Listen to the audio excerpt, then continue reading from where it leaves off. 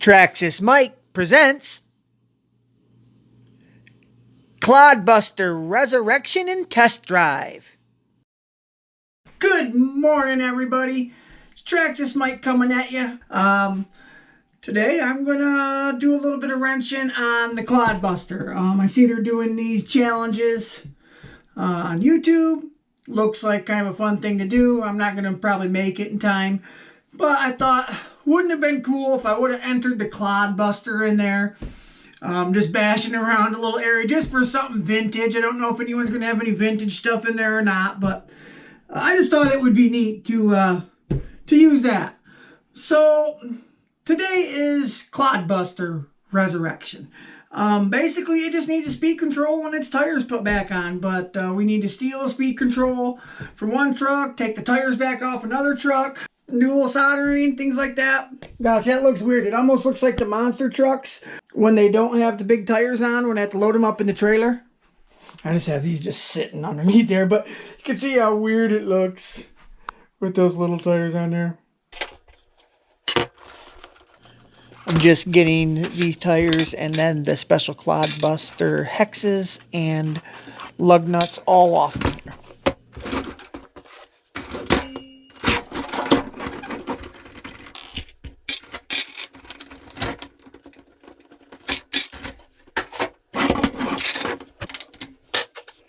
Now I'm opening up the waterproof receiver box so I can unplug the ESC and get it taken out of there.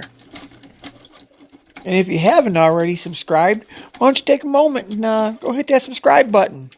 Hit the bell as well.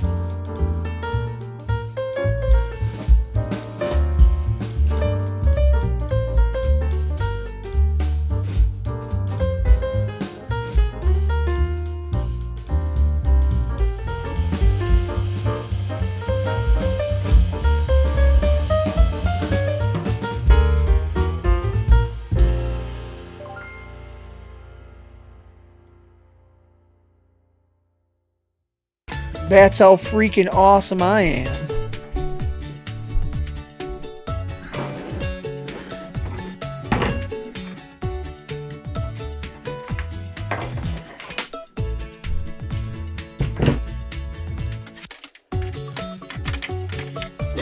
just threw a 3-cell in, it powered up, but I can't get it to work.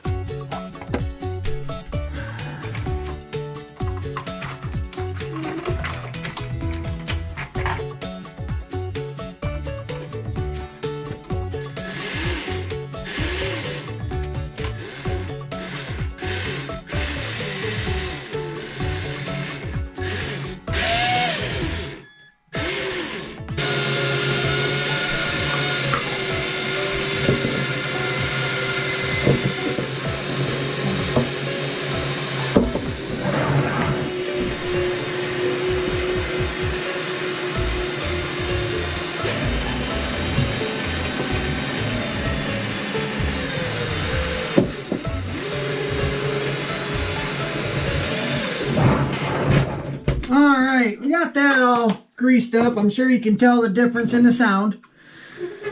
I sent my son home with my only 3 2-cell batteries with an XT60 on the end. I got this one little drone battery left. And these XL5s, I thought the older ones, they used to be able to handle up to a 3-cell. These will only run on a 2-cell. Up to a 2-cell. When you put a 3-cell in, it comes on and it just blinks back and forth from green to red, green to red. It won't give you no juice. I was thinking that because I smoked an ESC just like this, took one out of another vehicle, put it in here, and it smoked this one immediately. I don't know what was going on, but I was thinking maybe the servo was messed up and it was sending some type of back feed. And it smoked the ESC. I don't know. I probably should just change the servo right away, but I thought it was a good servo. So let's plug it in and see if it steers. See if anything acts up.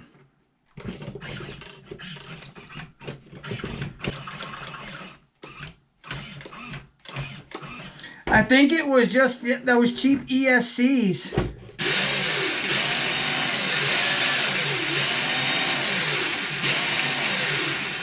Because they don't seem to be making any issue with this one. Now what we need to do is either I need to cut these ends off and solder these together, or see if I can find some butt connectors to put onto here. We need 2 males. 2 males. I don't know what this even came out of. It might have been the stock motor that came with my high lift, the Toyota Tundra high lift. I don't know. So I'm gonna leave a little bit there in case I want to solder or whatever. I don't know. Actually, I'm not gonna do that at all. What I'm gonna do, just unsolder the damn thing.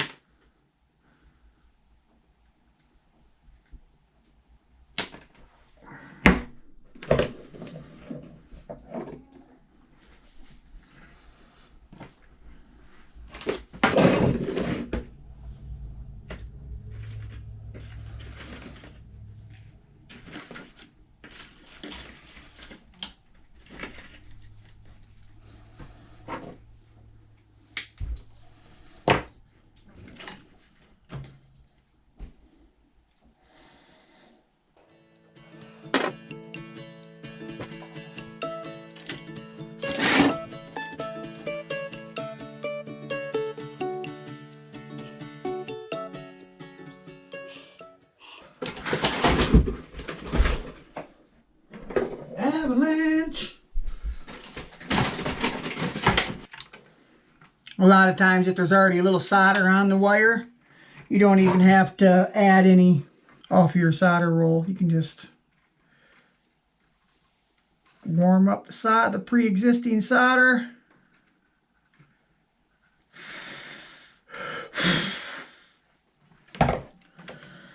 And see, it ain't a loose connection either. It's a good connection. I don't have a lighter right here, so I'm just gonna use the old get the soldering iron really close trick, or even make it touch it.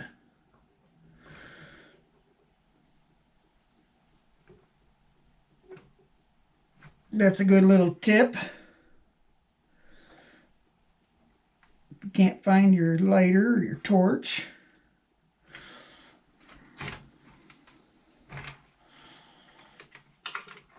Or if you're like me, I know there's a lighter probably sitting out on the table, but you just don't feel like stopping and going out and getting it when you already have a heat source right here.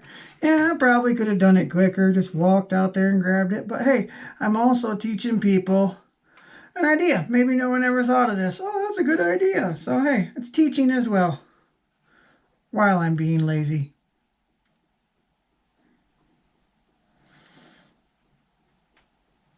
All right.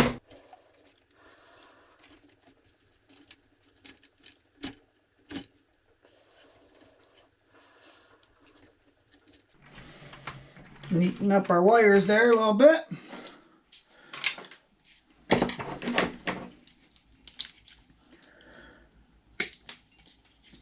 I did this all in split conduit because everything on the Tundra was in split conduit as well, and it just looked better.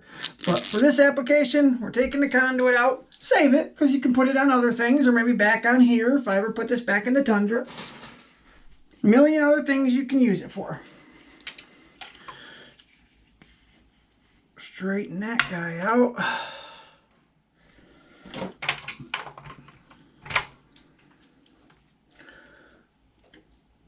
Start just like that, and just start twisting, making sure your ribbon of wires stays flat.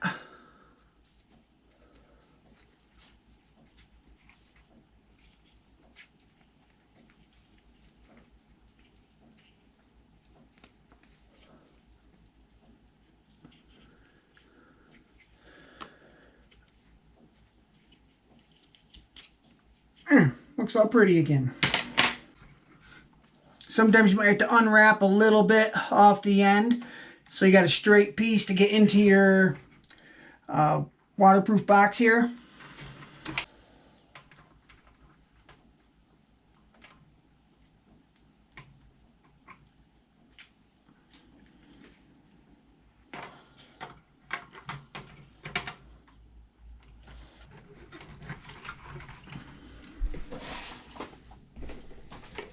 Woo, it's hot.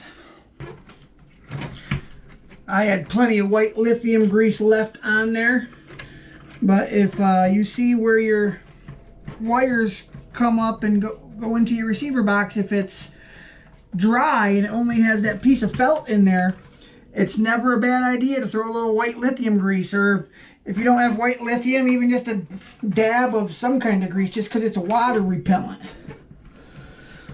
Because with just that foam, they say it don't let water in, but what it will do is have a better chance of letting a light bit of moisture in, and then that can add up into droplets of water on the roof of your unit here. Then it comes down and makes your stuff wet.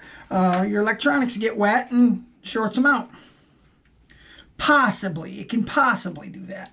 Now I've had some that I never put white lithium grease on and bashed them to the mud and the water, and never had any issues.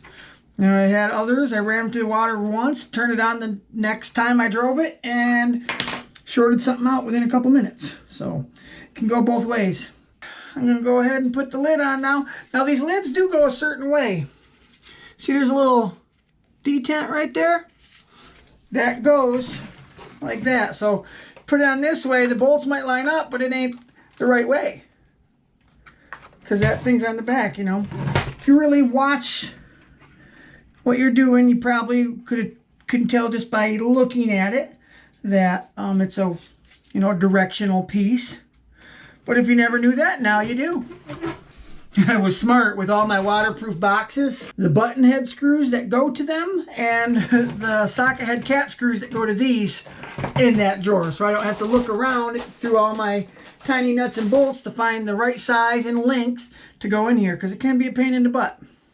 Because they are just a couple little guys, especially on the wire feed cover. Them ones are even smaller. All right, make sure your seal's all lined up and in the outline it has.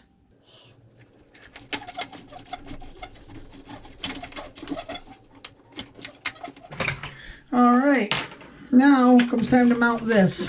Probably right where the old one was at and exactly how the old one was mounted with some super glue. Now, a lot of people would probably cut this ear off so it can sit over a little closer, but I'm not gonna. Okay, let's do that and that. Go ahead and throw our battery in and just double check that everything is working.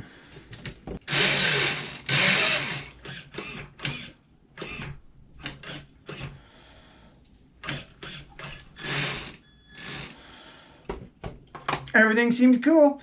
Now, while the hot glue gun's warming up, let's go ahead and change tires. Ridgecrest, you looked so fine with these wheels and tires on you. You really did. But you just didn't have enough balls. You didn't have no balls. Actually, the 60-turn crawler motor, I can't believe it did as well as it did. I didn't gear it or anything. And about 10 minutes after I got done running it, I touched that motor and it was still, woo, very hot. Okay, let's go ahead and get these tires off.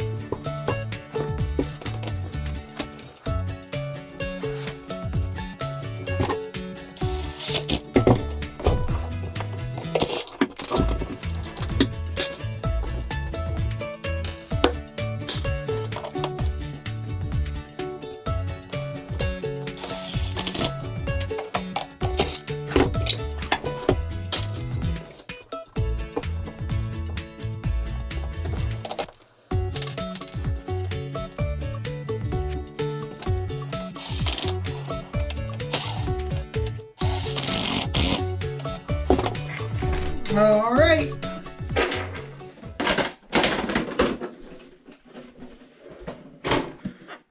Now, on these tires, I have made them completely waterproof. I've filled in vent holes here and here,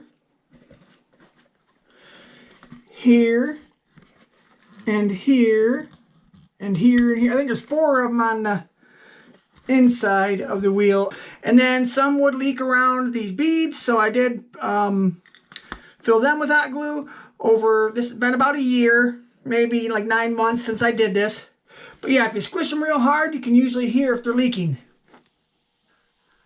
Which this one's leaking very little, and you'll notice it'll stay dented down. So if I go over like a big bump, boom, boom, boom, sometimes it'll make a flat in there.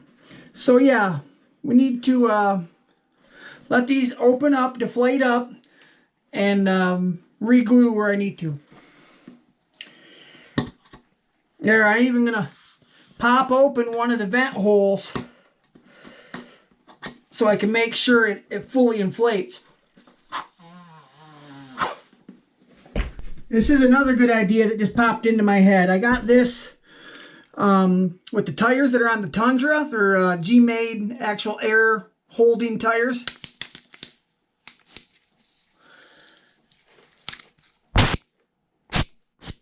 Pumps quite a little bit of air. So that little hole I just drilled out or poked back through, I'm actually going to use it as kind of like a valve stem. I'm going to go ahead and stick that in there and pump on her a little bit and make sure it ain't deflated at all before I hit the hot glue on it and reseal them. I'm trying to get rid of as much as the old hot glue around the bead as possible.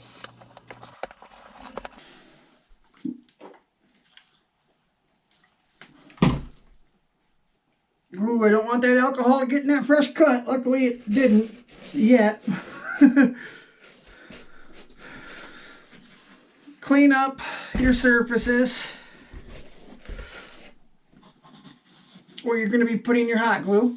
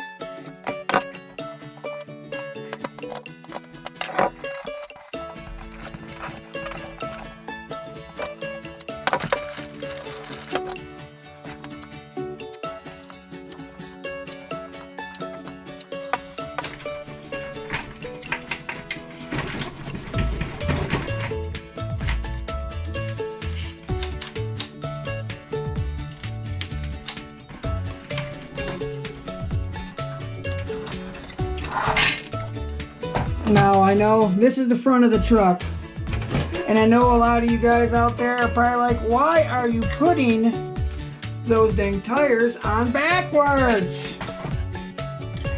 Well, there's a method to my madness. Trust me. What the deal is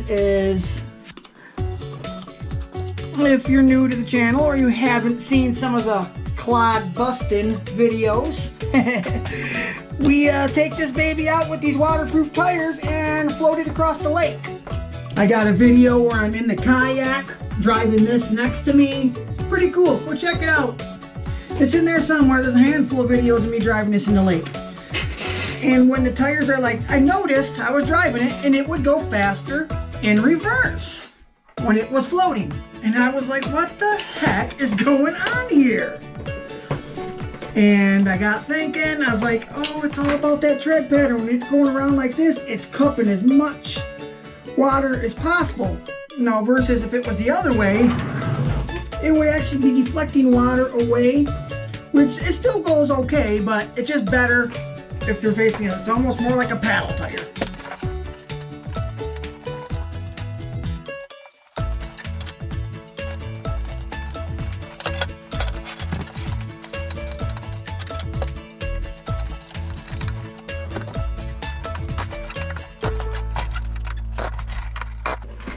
Three to four Ugga-duggas. That's all you need.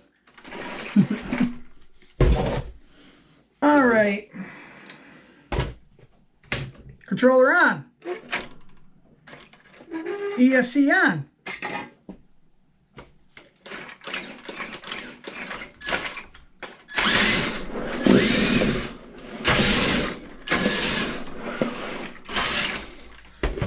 Oh, LiPo shutdown mode. Must be this battery's kind of dead. So, all right, we're going to go ahead and charge this battery up and hopefully get a test run in. All right, everybody.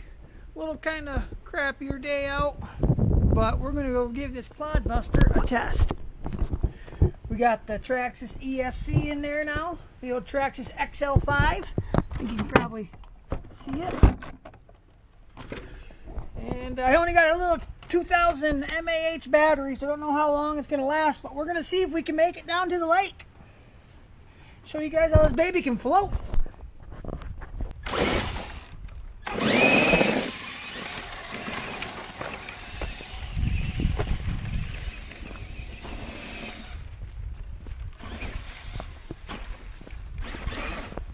Having a problem. The motor ain't kicking in for some reason.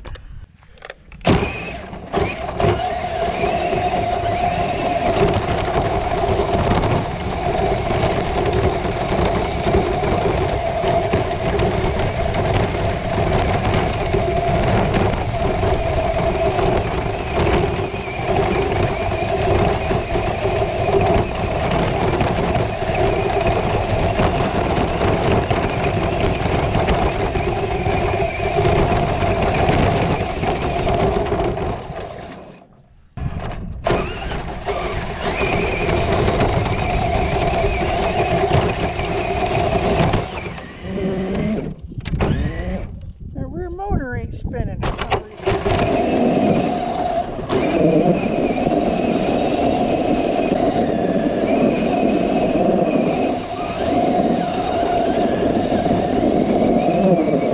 I had the rear engine working for a bit, but now it's just the front spinning. You can definitely tell.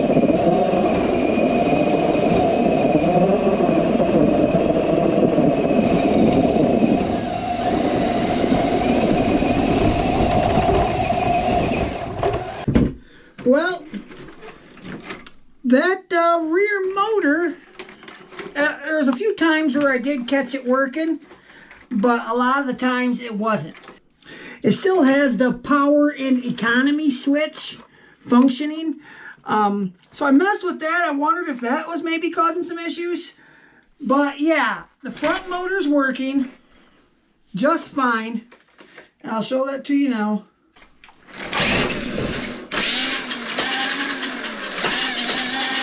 See, that one's working just fine. Actually, right now I have this one unplugged. So when I plug this back in, still nothing.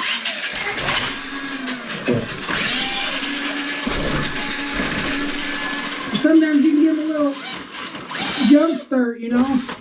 So I don't know.